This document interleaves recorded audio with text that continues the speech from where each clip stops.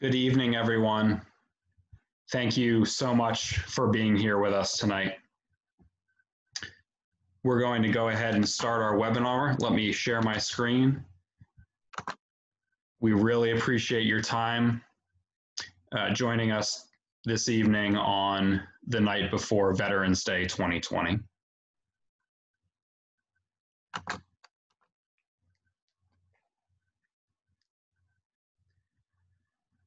Tomorrow, November 11th, 2020, is Veterans Day. On this day, we recognize and reflect on the sacrifices of our military veterans, and we thank them for their service. We take action to support the mental health of veterans whose commitment to the common good has often exposed them to unique challenges. We pulled together this webinar that has a particular focus on bipolar disorder and a particular focus on veterans' mental health. The webinar features Ben Beck, who is a NAMI volunteer and a veteran of the U.S. Army. I'd like to thank our webinar sponsors. These are the Hogg Foundation for Mental Health, Methodist Healthcare Ministries of South Texas, AbbVie, Otsuka, Neurocrine Biosciences, Pharma, and Cedar Crest Behavioral Healthcare System. Thank you so much to our sponsors for making not only this webinar, but the other webinars that we've been hosting and that we will be hosting possible. We appreciate it very much. Regarding upcoming webinars, there's one that has been announced with more that will be announced in the days to come. We are proud to be having a webinar next Tuesday. This is a webinar that we're having in recognition of National Family Caregivers Month. It'll be on Tuesday, November 17th at 1 p.m. Central Time. The webinar is called The Power of Connections, Combating Isolation and Aging Successfully. It will be presented by Annette Juba, Deputy Director of AGE of Central Texas. This webinar is all about staying connected. Staying connected is often a challenge for older adults, with 43% of persons over the age of 60 reporting that they feel socially isolated even before the coronavirus outbreak. Physical distancing requirements are heightening that isolation and raising awareness among all ages of the harmful effects of isolation and loneliness. Our webinar next week will highlight recent research about the effect of social isolation and offer best practices on building strong connections so that caregivers and professionals feel more equipped to support older adults in aging successfully. If you're interested in joining this webinar or seeing recordings of past webinars, you can find that information at namitexas.org/webinars. We will be taking Thanksgiving week off from our scheduled webinars. However, we'll resume the webinars on the week after Thanksgiving, and those will be announced shortly. Just for some quick housekeeping instructions on how to participate today, we encourage you to use the Q&A box in Zoom. Our presenter, Ben, will address questions at the end of the webinar. So please use the Q&A box rather than chat to ask your questions. After the webinar, a short feedback survey will appear on your screen. Please fill that out. We need your insights and your perspective on how this webinar went so that we can factor that in as we plan future events. This event is being recorded and it will be posted on the NAMI Texas YouTube channel. We encourage you to subscribe to our YouTube channel. This is my last slide, and then I'll turn it over to Ben, who I'd like to introduce at this time. Ben Beck started his young adulthood as an all-source intelligence analyst for the U.S. Army, and he received high credentials along with a top secret clearance, traveling overseas to support and execute multinational missions. He was diagnosed with bipolar 1 and consequently separated from active duty and began his military training profession for those in his previous military occupational specialty. He earned his bachelor's degree throughout, and he is now working on his master's degree in psychology. Ben has 2 daughters, 1 wife, 3 dogs, 2 cats, 2 chickens, a mortgage, an education, a career, and as a personal hobby, he homebrews craft beer. Ben, we're thrilled to have you tonight. Can't wait to hear your presentation, learn from you. Thank you so much for doing this. It's an honor to know you and to just begin the process of working with you. Thank you for all you've been doing for NAMI, and thank you for wanting to do more. I know we had a recent call with you where we discussed, you becoming more involved with your local NAMI affiliate there in the Temple area. Thrilled to have you and thrilled to learn from you this evening. Thank you so much. Thank you. I super appreciate it, and I'm honored to be here. All right. I guess that was an awesome introduction. I guess I couldn't really do too much better. From there, I'm going to go ahead and do my share screen, and we're going to go into my presentation, and we're going to go from there. I'm going to go ahead and exit out of Greg's. I'm going to hit mine and hit share, and we should be good to go. Put that up there. Now, there's a new feature with PowerPoint. Anybody that may be hard of hearing, has a hearing issue, or maybe your headphones aren't too good, or whatever you may have going on, PowerPoint has a new subtitle feature. Now, I do want to caveat, while the subtitles are very cool, there are a couple words that don't really match up. I'm a bit of a fast talker, and I can mumble when I start talking fast. So my bad, and I will happily clarify any miswordings, any mispronunciations, or anything like that at the end of the slide. Let's go ahead and go over the structure of the presentation that we're going to be going over today. Every 10 minutes, I plan on taking a 5-minute break. I have done webinars before. I have done facilitations over webinars, and I know how they work. After about 10 minutes, there's a snack in the kitchen, you can't really leave, right? Or something of that nature. So I'm not going to hold you to your chair. Every 10 minutes, we're going to take a 5-minute break, and we're going to keep going after that. Every break, and I'll put the timer on the screen so everybody has transparency and want to come back. Every break, there will be a pop quiz question. I really encourage you guys to look into it. You'll have 5 minutes to Google it on your phone. So hopefully you could do it there. If you know it off the top of your head, God bless you. That's very impressive. Now let's go ahead and get into the presentation. And I'm going to hit my 10-minute timer, because if not, I'll be here all day. Okay, so first slide. That's me. Here I am. Let's go over some administrative stuff really quick. I'm not a medical professional. I'm not a psychiatric professional. I'm not a psychological professional. I'm studying it, but that in no way means I can do any type of diagnosis with anybody here. At the end of the presentation, I will be putting up a point of contact information for me for advocate reasons, and we're going to get into that later. But you can get up with me at any point in time. I do work a 9 to 5, so it may not be immediate, but I will get back with you. But if you're looking for details on being diagnosed or anything like that through me, I'm not going to do it. I can't do it, and there are a lot of legal ramifications. However, I will guide you to whatever resources are around. NAMI's purpose, you can get it right off the website. Largest grassroots organization dedicated to improving the lives of individuals living with serious mental illness. It's a really good organization. If you're not a part of it, but you're just here for the webinar, highly suggest that you get involved with it.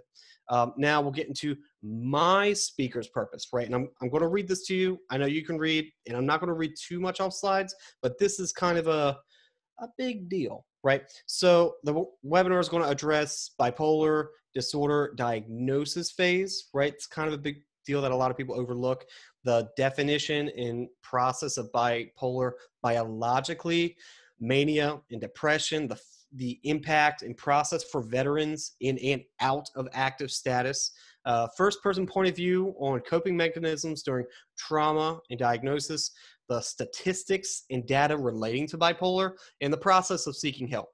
Now, I threw the word bipolar out there a lot.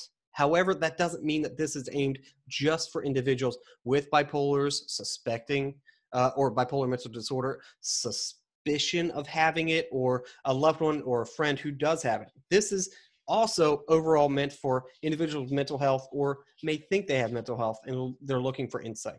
I'm not a doctor. I'm not a therapist. I'm living with it. So I can give you that first person point of view that you generally can't get anywhere else. Let's go ahead and do the next slide. Okay, so intro. That's me. That's me at a rally. I am a big advocate on helping organizations. My wife's a teacher. That was me at a teacher rally.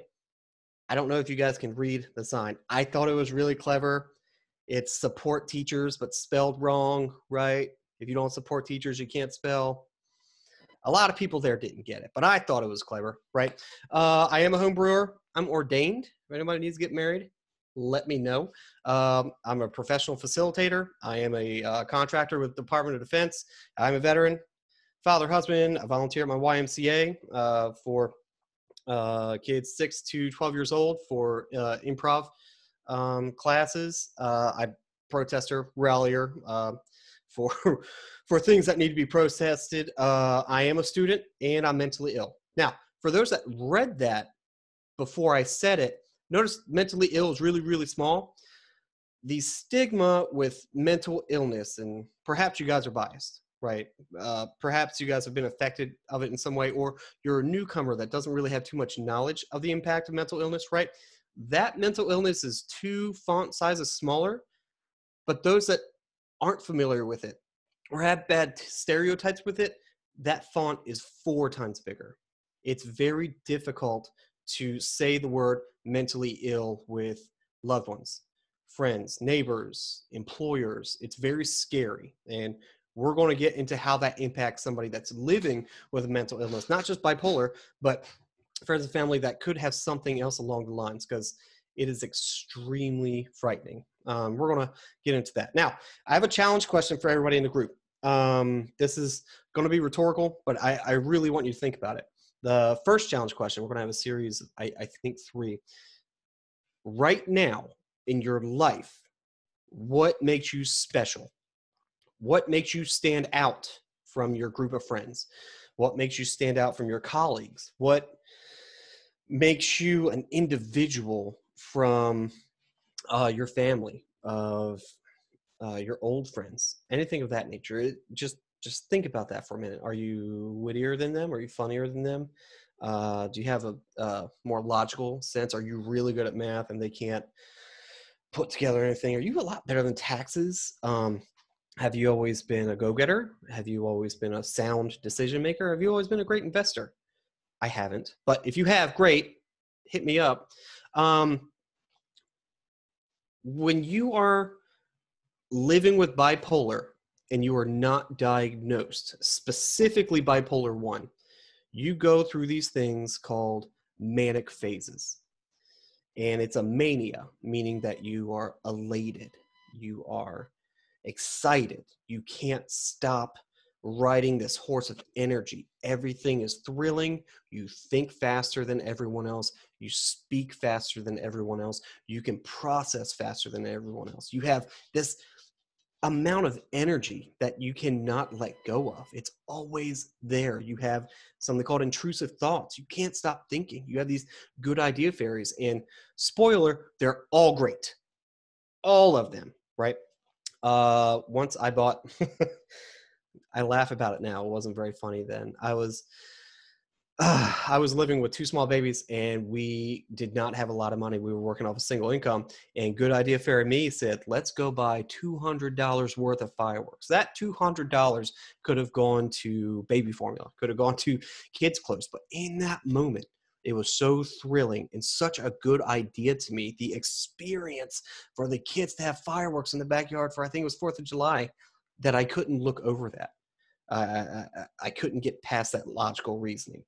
So with that tidbit of a sample of what bipolar 1 can provide, there are other facets, and we're going to get into that. So now let's go ahead and jump into what how and why bipolar, right? So next slide. And before we go in, there's a lot of words. I don't want you to be afraid of the words. Look at the picture. There are different types of bipolars. Bipolar 1, there's bipolar 2, encyclothymia. I always mess that word up. Again, I'm not a therapist. Don't come at me, right? But there are 3 different types. Bipolar 1 has much longer and more cases of mania, right? And they are very severe. Bipolar 2 has something called hypomania, right? Where they can get manic, but nowhere near as long as bipolar 1. They can get very excited and they can go for a couple days and then it comes back down to their baseline, right? But what bipolar 1 and bipolar 2 share is the depressive side. You ride this huge roller coaster of elation and can do and awesome superpower. And then things just spiral and you wake up and everything's gray and everything you did while you were manic was worthless.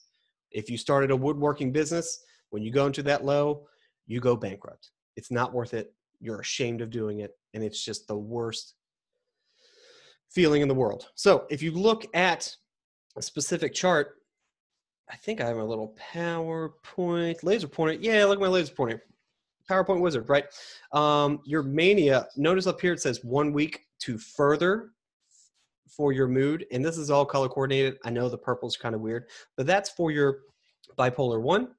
Your 4 days for your hypomania is for your bipolar 2. And then your average person, it kind of goes up and down, right? And we have bad days. Sometimes we have bad weeks, but it comes up and we can go further for what we need. When we get to these extremes and these extreme lows, that's when things become dangerous. And that's when those that are diagnosed or could be diagnosed with bipolar can kind of self-identify, hey, this might be a problem. And in my case, I did not know it was a problem. Now let's go to the DSM-5. If you're not familiar with the DSM-5, it stands for the Diagnostic Statistic Manual, and 5 stands for the 5th version, right? We're on number 5.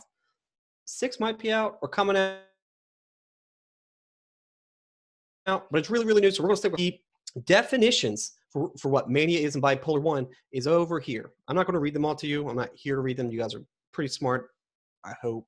And you can read it, right? But these are what mania can describe. Now, this doesn't mean that it's going to specifically only be bipolar 1. There can be other things that you're comorbid with, but these are the red flags that you can kind of look into, right?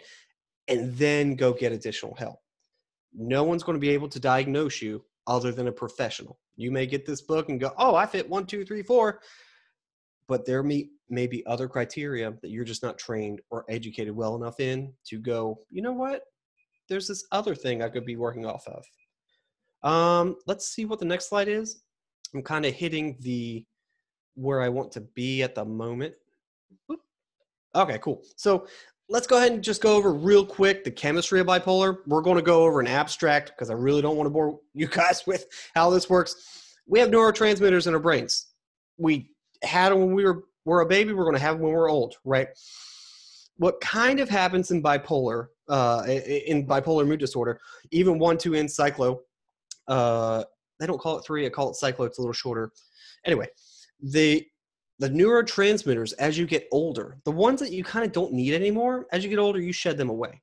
You don't need them. They've served their purpose. You have a faster highway to that dopamine or receptor or that action that you need it to do. They're noticing that there is an immense, there's a much higher amount of neurotransmitters that didn't get shedded away. So when information goes through that highway of neurotransmitters, instead of finding the route of least resistance, it's going through all the neurotransmitters to get to the other side that it didn't need to. And that's where your brain kind of gets into a weird, wonky state. And that's where medication kind of comes in to figure out what we can do to normalize that. One more thing, then we'll go ahead into our break. Look at the picture in front of you. There are huge differences of when you're in a manic state, a normal state, and a depressed state. Normal state is great. That's where you want to be. That's where you're stable, you're balanced, you can make sound decisions. Manic state is when you can make serious decisions that can put you and your loved ones in harm's way, really affect lifestyles, hypersexual activity, super duper risk with strangers, bankruptcy overnight, starting businesses that will literally go bankrupt and affect your credit score and even put your house up for that loan instantly. Depressed is the inverse. It's not getting out of bed. It's losing your job. Suicidal ideations, really harsh things that depression and mania can bring to somebody on that table. Now, let me make sure I don't have another slide. Yep. Okay. So we're at the 10-minute mark. I kind of went over. My bad, but we're still on schedule. So we're going to go ahead and take a 10-minute break. I'm so sorry. We're at the 10-minute mark. We're going to take a 5-minute break. I'm going to put the timer up, but here's the pop quiz. How many adults, I should have put an S there, how many adults in the United States have been diagnosed with bipolar 1? I'm going to go down to the bottom of my screen. And what I'm going to do is I'm going to find my timer. And we're going to hit start. And I will be right back.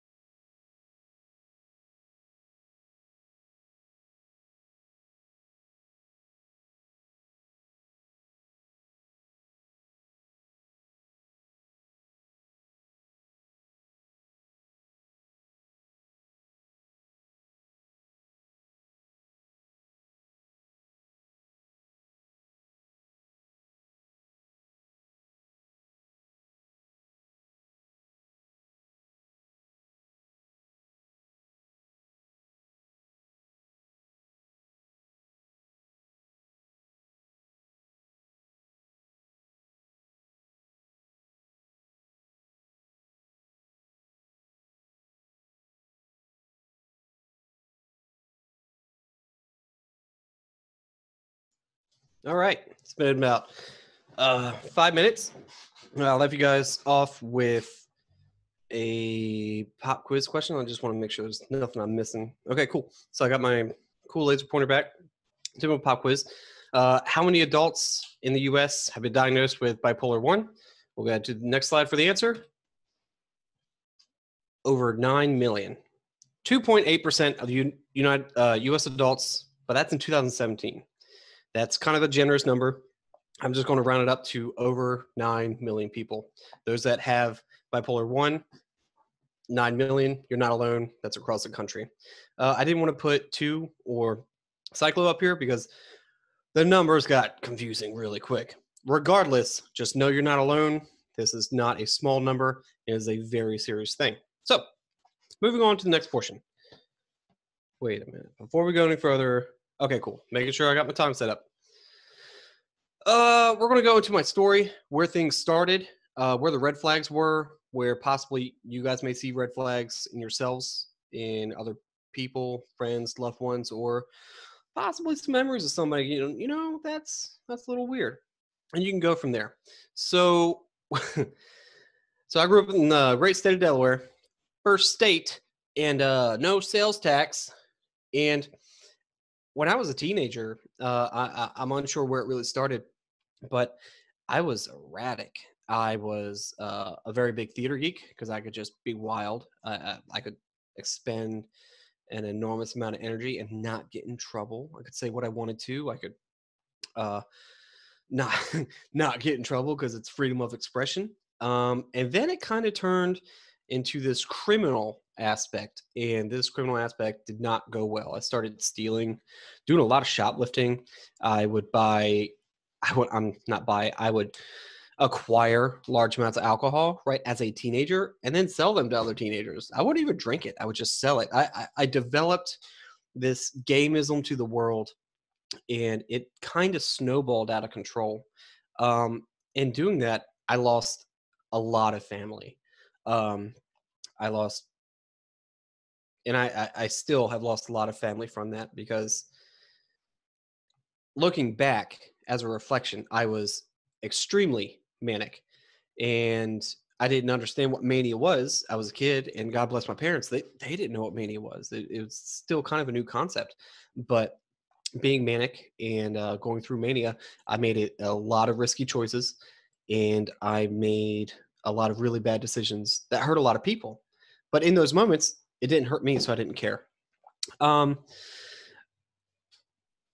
Taking a lot of risks, taking a lot of gambles, again, hurt a lot of people. I got kicked out of houses left and right. I think I had 4 different residences. I would manipulate my family members to make me victims. I would manipulate friends. They would be numbers. It was just a big manic high that I didn't want to get off of. Now, I would come down every now and then, and I thought everyone else felt this way. I thought everybody else was like super high and then went really low, and that was just how the world was. And so I lived that way. So then after I figured out the real world wasn't going to tolerate me too much more, I had news of a baby coming in, and I was very, very young at the time. So I joined the Army. The Army was going to take me places. The Army would help me travel, would give me a paycheck, would give me a house, would give me insurance. I'd be pretty set. And again, I was a really, really young guy. But what the recruiter said and what had happened were very different. The recruiter did not lie. I did get all these benefits. However, the mental instability and the mental illness that I had and didn't know I had was there. In my Army career, drinking became a problem. It was the only way that I could cope. It was my coping mechanism, and I didn't know what a coping mechanism at the time was. It just made time go quicker, and it made harsh times go quicker. I got a divorce from my first wife. We had 2 babies, and she was tired of putting up with it. I had a lot of hypersexuality issues, and that really impacted our marriage. We were really bad in debt, and I continued to put us in debt every so many months. I would just go on a spending spree, and I lost the concept of money and value. And that's another risky behavior that I didn't understand might be wrong.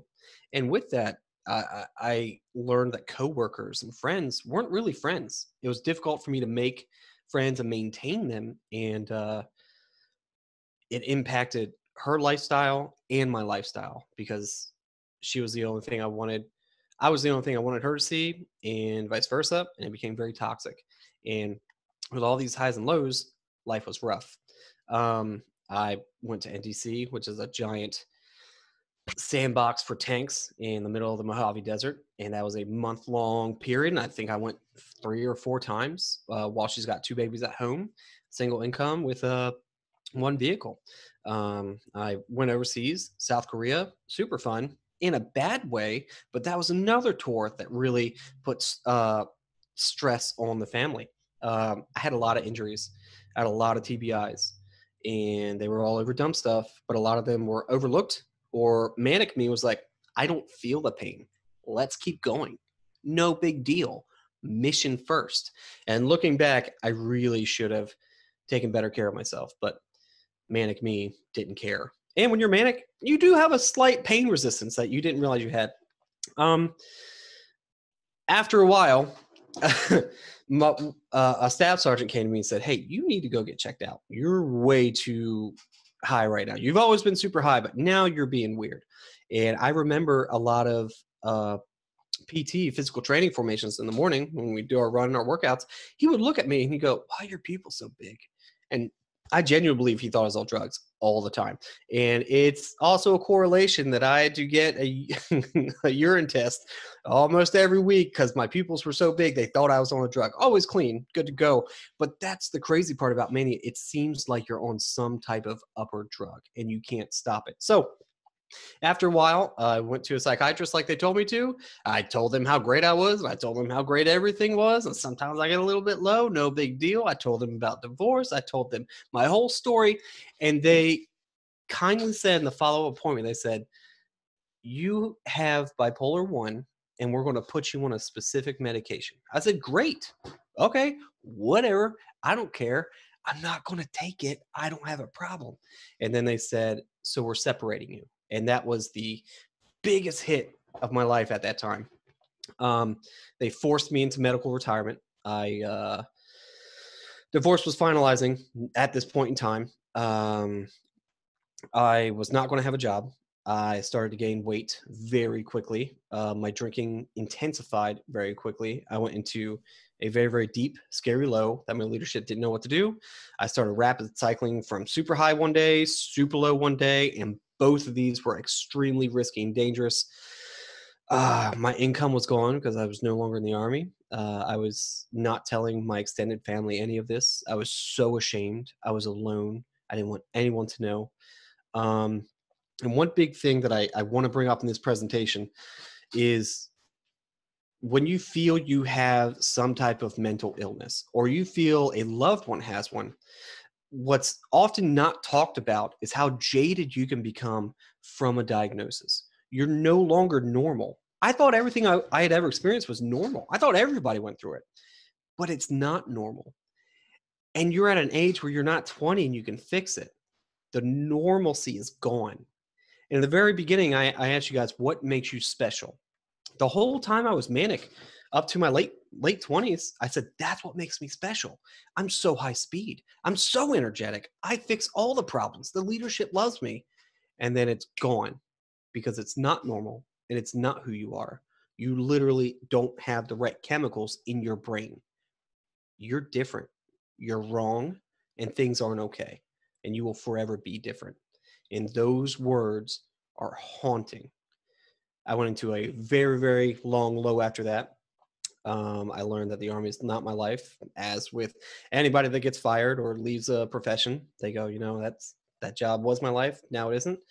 And the concept of failure only haunted the fact that I was different, forever will be different, and I will be less than a normal human being. Now, things went through back and forth. There was a point in time where the VA was giving me lots of medication. And I said, yeah, I'll take it. But because I felt I'd gotten so far in life already, I don't need it. Yes, this sucks. I don't need these medications. And I resisted medication for a very long time. And there are going to be people, yourselves or individuals that you care about, that may resist medication. But bipolar disorder is one of those disorders where you have to be medicated. Now, that's in my view. That's what I've gone through. I cannot escape not being medicated. There are people that have bipolar disorder that may not have to go through medication. But in the little bit of research I found and in what happened on my story, medication was a must. I found my current wife. She came to me and she said, look, this is just ripping us apart. You need to get on medication or we're done. That was a big ice pick, and I started doing it. And what do you know? It started working. I started to stabilize. I started to get a level head. I started to be able to look back and go, that was a mistake. I shouldn't have done that. That's weird. And that's where the pinnacle of success started. I have a spouse. I'm really good at my job. I got a new house. I don't live in the old house where all the bad memories of my ex-wife was. I got the dogs, the cats, the chickens that Craig brought up earlier. I am a presenter with NAMI, which I'm extremely proud about. I've maintained a top secret clearance, which is really hard to do. And I'm very happy that I still have it because I work every day to keep it. I got a pretty good credit score. I'm working in a graduate program. I teach improv. All the things that I told you in the beginning, those are success factors. And those are things that happen to illness, have to be able to turn around and look at and accept are success stories. So if you look at the picture, my little handy dandy laser pointer, right? I really like this picture, and a lot of people don't give it credit because it's kind of cartoony. It's kind of third gradey. I know, stay with me. Everything on the bottom here is what a low is like when you have a low, when you're going through a depressive state, even for 1, 2, or cyclo, right? This is what people are going to see, but this is the low, but you have to be able to list everything off that I just said to be that success. Now, a huge analogy that helped me, and I hope anybody watching this with a mental illness could take away, is the infamous quote from Jet Li, right? I'm paraphrasing here. Stay with me. Jet Li goes to one of his one of his students, and he goes, you need to be like water. If you want to succeed and go further in your training, you need to be like water. Student goes, what are you talking about? And he said, water is formless. If water goes into a cup, it's a cup. Water goes into a river, it's a river. And so on and so on. You have to allow yourself to be what you need to be. And when you get a diagnosis and you're learning who you are and what you have and what you can do to help, you have to allow yourself to be formless and mold into what your success is going to be. So let's go to the next slide. Might be a break. Okay, cool. So we're at the 20-minute mark. We're actually a little bit over it, but we can make up the time. Don't freak out. We're going to do another 5-minute break. We're going to lead the 5-minute break with this question. What is the single cause of bipolar mood disorder? I'm going to say it again because I'm going to bring the timer back up. What is the single cause of bipolar mood disorder? I'm going to go ahead and unmute, and then I'm going to bring up the timer again, and we'll come back. If you have to use the restroom, get some water, let the dogs out, whatever you got to do. Okay, thank you.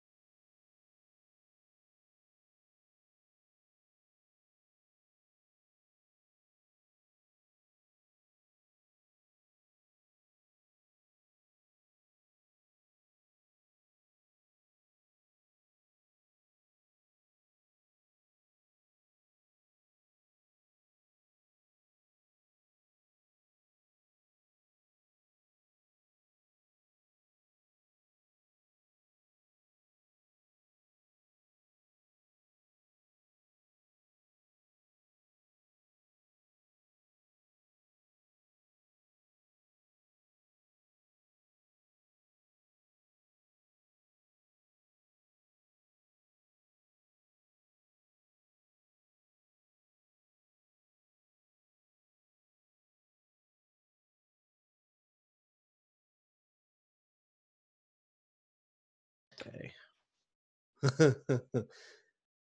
Can everybody hear me? I should be good to go. Yeah, we can hear you, Ben. Oh man, that mute button. I'm so sorry. Can everybody see screen now that I'm looking at it? Yeah, we can see the 20 where it says 20-minute mark, 5-minute. Wonderful. Okay, I was really worried. Before I go any further, I did see the Q&A. Some people are answering, and there were a couple questions that I want to address, but we're going to address at the very end. I'm coming up on the 7 p.m. line. I will go a little bit past that for anybody that wants to. However, I am going to get through the rest of it up to the 7 o'clock mark that we intended to get up to. Okay, so let's go to the next slide for the answer. Boop. There we go. There's no single cause. There is no single cause for bipolar disorder, 1, 2, or cyclo. They're trying to figure it out. They have a couple of leads, if you want to say that word, but they're still working on it. Modern medicine, modern psychiatry, and research is still trying to figure out what it is because it's such a complex disorder. So let's move on. All right, so we're going to go ahead and talk about the experiences I've gone over. On the left, I've added some, the graphic for each slide, I've added some symptoms or red flags that you can be looking out for. My median high is I cannot stop talking.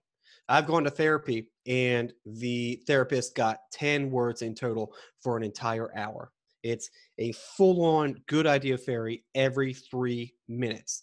The scary thing about mania is that you lose your concept of reasoning, of just cause, of risk. And in doing so, you can really hurt a lot of people. And I know I keep saying that. For example, in one of my manic states, I spent over $3,000 on Amazon, and I said it's for my kids. I think they were Lego sets and a little bit of homebrewing equipment. But in my head, I was like, this is perfect. This is exactly what we need. That $3,000 could have gone to food, Christmas presents, flights home, car payments, et cetera, et cetera. That was the pivot to having to get debt consolidation loans and then loan sharks. And that's where my lifestyle choices just started to dwindle. I've brought it up before, but hypersexuality, that loss of concept of risk really affects you, your spouse, and your loved ones because you're now putting that gamism towards something that you really shouldn't.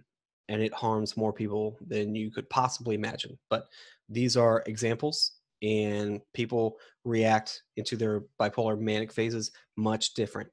Let's go to the next slide.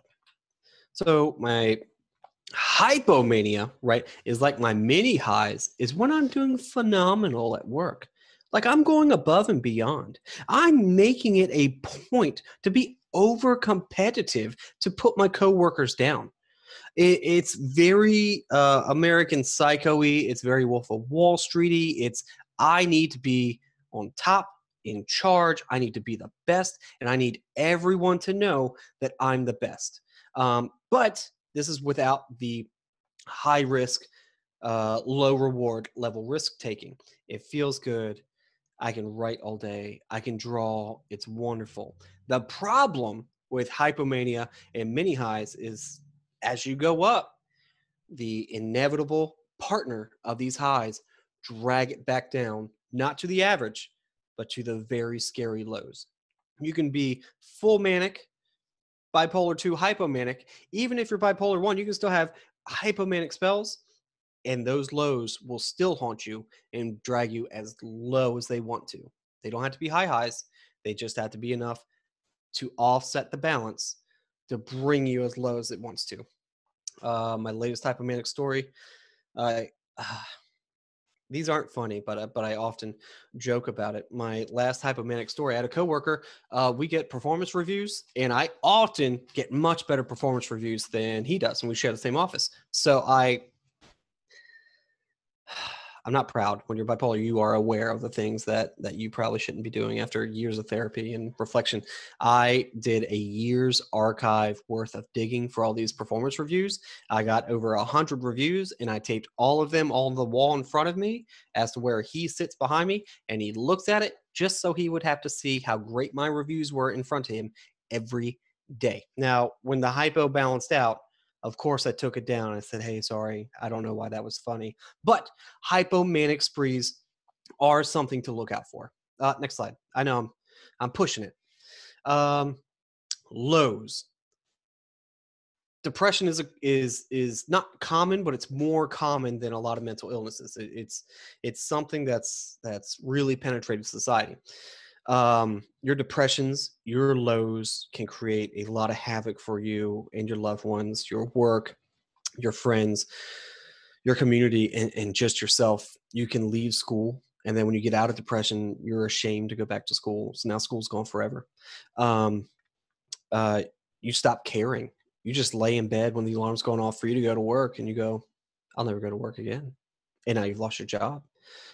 You start to lose the perspective of your family members loving you. No one loves you. Doesn't matter. I'll just sit here and watch TV. And even when you're watching TV, you're just seeing people move. Everything's gray. Everything's horrible. It's just a heavy weight. And honestly, there's no reason to get up when the doorbell rings from the Amazon package. There's no reason to even look at the dog. The dog will go find something to eat. I don't need to do it. The dog doesn't even like me. It's a very difficult thing to come out of. But lows, highs, they can cycle. And these lows are extremely dangerous because when you are low and you just came down from a high, the number one thing you think of is how shameful, how ashamed you are of all the things you did when you were manic and all the damage control you're going to have to do and how embarrassing it is. So let's go to the next slide. What you can do, what to do, right? What if a loved one has it? Or what do you, maybe they do have it. Like they give off a couple of flags. What if you think you have it? And what if you do have it? And you're on here to learn a little bit more, right? I'm at a point in my life and with my diagnosis that I'm stable. I've found the coping mechanisms that work. I'm med compliant for 3 years now. I've found a support system that works for me. This was a very difficult journey, but that's why I'm on this webinar, because trusting doctors, trusting the system is very scary. And until you hear it from somebody who's been there, it can make it better. So the symptoms are on here on the graphic. We've already gone into them into quite some detail, right? But if you think someone has it, a lot of people go, I'll be the doctor. I'll get the DSM. I'll just tell them to get up. I'll just tell them to calm down. I'll just tell them, hey, you got a problem, get out of here, right? Or it's like they do some type of ultimatum where if you don't calm down, I'm leaving, or XYZ. The number one thing to do is to get them to find professional help. You are not a medical or psychiatric professional. They need help. And until they see a way where it's affecting them dramatically enough to get help, even if it's not bipolar, even if they go in and they find out it's something completely different, but you still had the red flags, it's better to be safe than sorry. Because as soon as it can be found and treated and a plan of action can be made for it, the easier their life can be. And that's what it's about. It's about improving the life of our loved ones, even if they could be mentally ill. We kind of just went over this in the slide. I don't want to repeat myself too much, but you have to be med compliant if you are prescribed meds. If you're not prescribed meds and you're not med compliant, which I said I don't need meds, which is a stage of being diagnosed, you're going to have a bad time. Of course, there are some people that react differently to meds, different types of meds, and do different coping mechanisms where they don't need it. But from my point of view and what I've gone through, meds are a thing. Finding ears, professionals, therapists, getting the help where you can find the resources and just point them in the right direction. Say, hey, I can make an appointment here. Hey, I know a real good doc. Hey, they said that you should probably look into that, right? And if you have it, you have to find humility. Where water is formless, right, from Jet Li, you have to be okay with being diagnosed. And you have to be okay with being broken or wrong or whatever negative word it is. You're not broken or wrong. You just have something that a lot of other people don't have. You're still functional. You're still a good member of society. You can still do great things. People still love you. You just have to be okay with it, because if you're not, no one else will. So here's the conclusion of what we're going to go on with. We're only 2 slides out. I promise you guys, I'm just now hitting the end of the timeline, but I want to make sure I can finish this up on a good note. When you are diagnosed, and if you get diagnosed, and a family or friend gets diagnosed and they're going to need support, they often think it's the end of their lives, and it's not. It's the beginning of their lives. They can now think straight, make right decisions, reflect, and find out who they are. No one will ever have the straight answer for you. There are a lot of things in the psychiatric world where, yes, medicine works, but we don't know how. We just know in trials it works.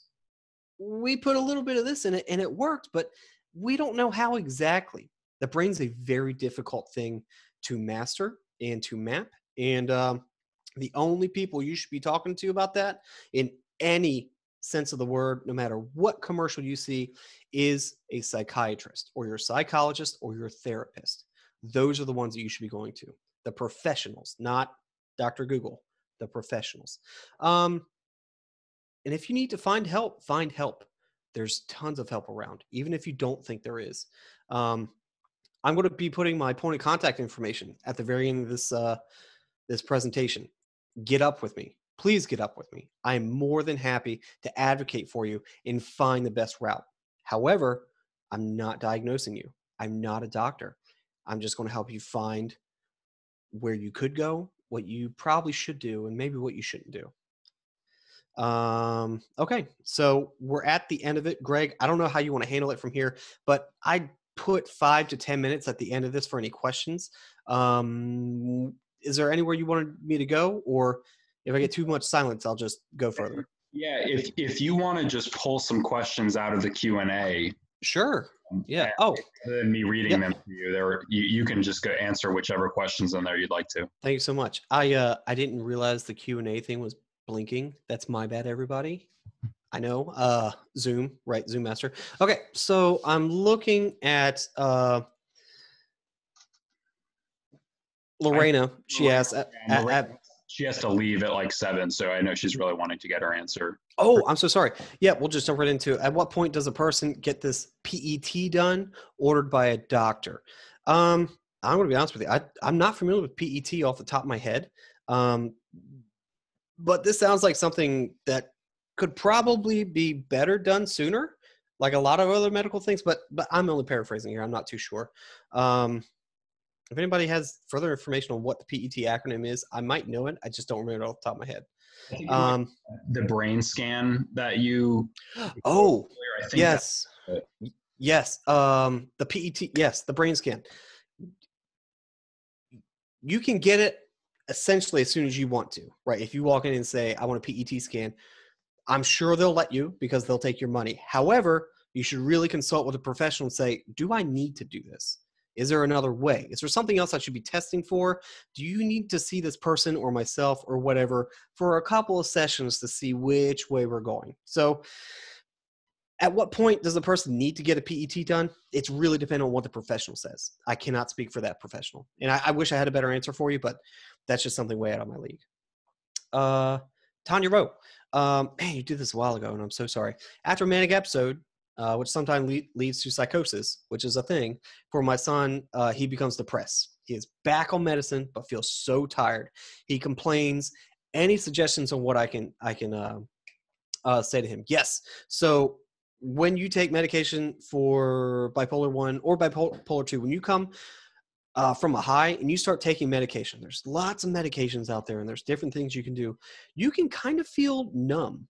You feel gray, like you're not as bright as you used to be. And it's almost depressing, right? It's very tiring. And it does feel a little bit like depression.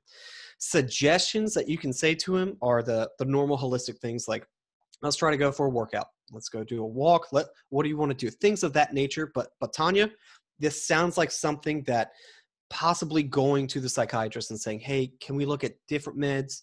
This is a side effect I'm having. Can we try something without that? And I'm not soliciting any medication, but that's what I would do because I've done that 4 times. And there are medications out there, but every person's brain chemistry is different. There's not one bipolar medicine, and that's what I would do. I hope that answered you. And Diane Banks, from one Army vet to another, thank you for your service. Thank you for your service.